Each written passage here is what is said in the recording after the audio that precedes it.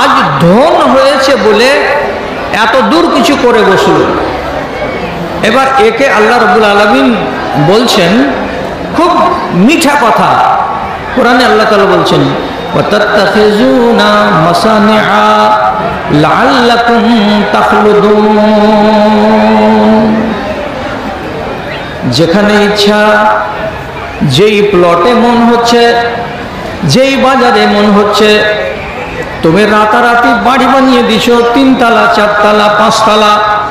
তোমার বাস করার মতো লোক নেই, জন নেই, প্রয়োজনের বেশি এত আলিশান আলিশান বিল্ডিং বানাচ্ছ। কি জন্য বানাচ্ছ?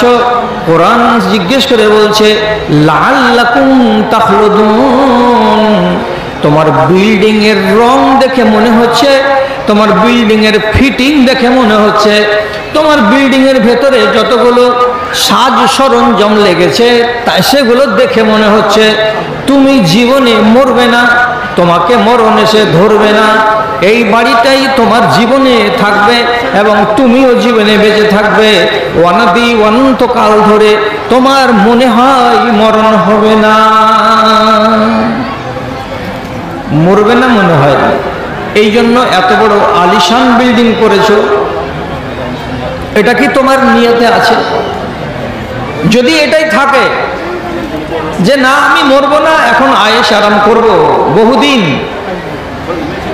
তো এই কথাটা শিখে রাখতে হবে যে আল্লাহ রাব্বুল আলামিনের নবী বলছেন আমার উম্মতীদের আয়ু হলো 60 থেকে 70 বছর। এটা সহিহ হাদিস। এর বেশি আমার উম্মতীরা বাঁচে না। গড় আয়ু এই উম্মতে মুহাম্মাদীকে আল্লাহ তাআলা দিয়েছেন 60 থেকে 70 বছর। এর বেশি উম্মতে মুহাম্মাদী বাঁচে না। ইব্রাহিম আলাইহিস সালাতু ওয়াস সালামের উম্মত এরা 200-250 বছর করে বাঁচত। নবী নূহের উম্মত এরা 1000 বছর করে বাঁচত।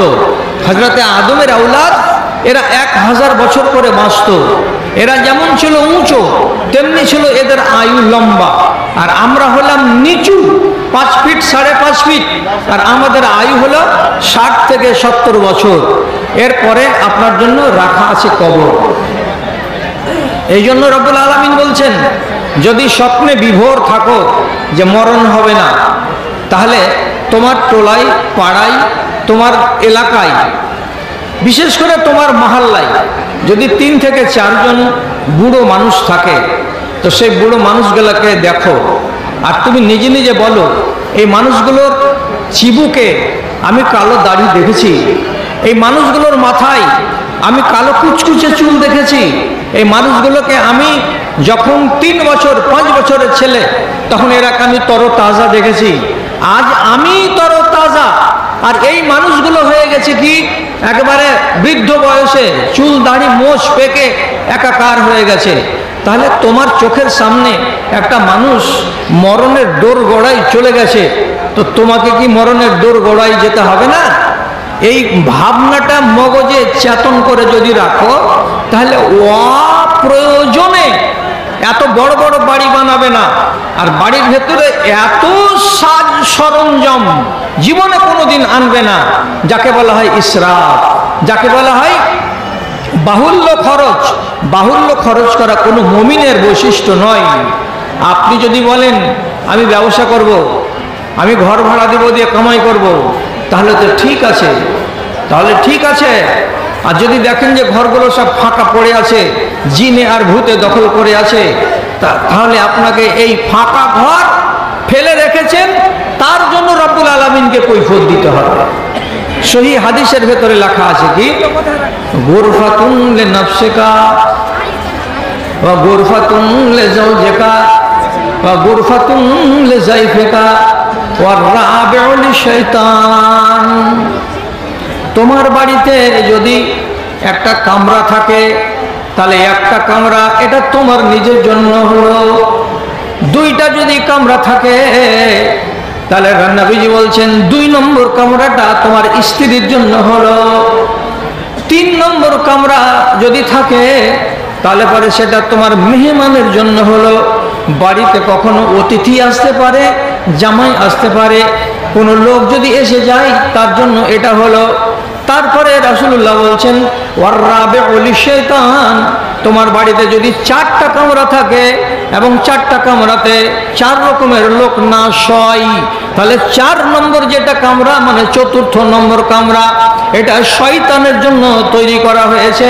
এখানে মানুষ বাস করবে না, শয়তান বাস করবে।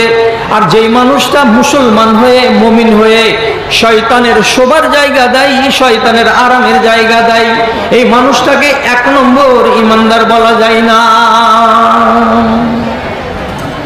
তাহলে হাদিস যদি আমাকে বলে এ কথা, আর আমার বাড়িঘর যদি তৈরি হয় প্রয়োজনের বেশি, তাহলে কথাটা কেমন হলো? ধন হয়েছিল বলেই আমি কি করলাম? এই কাজে নামলাম। এটা তো আমার জন্য ফিতনা। এই জন্য আল্লাহ তাআলা কোরআনে আগেই বললেন কি, ইন্নামা আমওয়ালুকুম ওয়া আওলাদুকুম ফিতনা, এই তোমাদের মাল তোমাদের জন্য হলো সবচাইতে বড় ফিতনা। তবে আমাদের এই মুসলমান জাতি এরা নামাজ রোজা করে বটে এবং দিন ধর্ম করে বটে, তবে কিছু কিছু জিনিস এমন আছে যে যেইগুলো জিনিসে তাদের মানতে মনে বড় কষ্ট হয়। এই মুসলমান জাতি ওই কথাগুলোকে শরিয়তের আইন হিসাবে স্বীকৃতি দিতে রাজি হয় না, স্বীকৃতি দেয় না। আমি এক গাদা বলছি না, আমি একটা শুধু মিসাল দিয়ে বলি। আমি আজ ধরুন যে 1978 সালে 77 সালে আমি ভাদু মাদ্রাসা থেকে ফারেগ হয়েছি। সেই যুগ থেকে ওলামায়ে দ্বীনের মুখ থেকে শুনে আসছি ওশরের মশলা, ওশরের মানে ফসলের যেটা যাকাত, সেই ফসলের যাকাত সম্পর্কে আমার এই জাতি শুনে শুনে শুনে শুনে চুল দাড়ি সব সাদা হয়ে গেল, কবরে চলে গেল ডজনে ডজন, কত শত হাজার হাজার। কিন্তু আমরা এই ওশরের মশলাকে আজ পর্যন্ত মানি না, মানিনি। আর এ হালাতেই আমাদের দিন যাচ্ছে, আর আমরা নিজেরাকে মুসলমান আর মুমিন বলে দাবি করছি। এটা কথা লজ্জার। 20 মনে 1 মণ ধান আল্লাহ, এটা আজ পর্যন্ত মুসলমান মানতে পারেনি, মানাতে পারা যায়নি মুসলমানদেরকে। মুসলমানের জানে বড্ড কষ্ট হয় যে প্রতি 20 মনে 1 মণ, প্রতি 20 মনে 1 মণ, এতটি করে কি আনাজ এইরকম করে আল্লাহর নামে বের করে দেওয়া যায়? আপনি পারলেন না, আমি পারলাম না। তো আমি বলছি তার ভেতরে এই কয়েকটা মশলা, সে মশলাগুলো কি? আমাদের ভেতরে একটা গলত ধারণা আছে, ধন মাল জমাচ্ছি। কেন জমাচ্ছি? আমার মরার পরে আমার ছেলে পিলেরা সুখে খাবে, আমার বাল বাচ্চারা আরামে আয়েশে থাকবে। কিন্তু আপনি মালটার সৎ ব্যবহার করছেন না, মালটাকে যেভাবে আল্লাহ দিয়েছেন সেভাবে আপনি খরচ করতে জানছেন না। তো আপনি এই হাদিসটাকে মানেন না, এটা হাদিস কি মানেন না?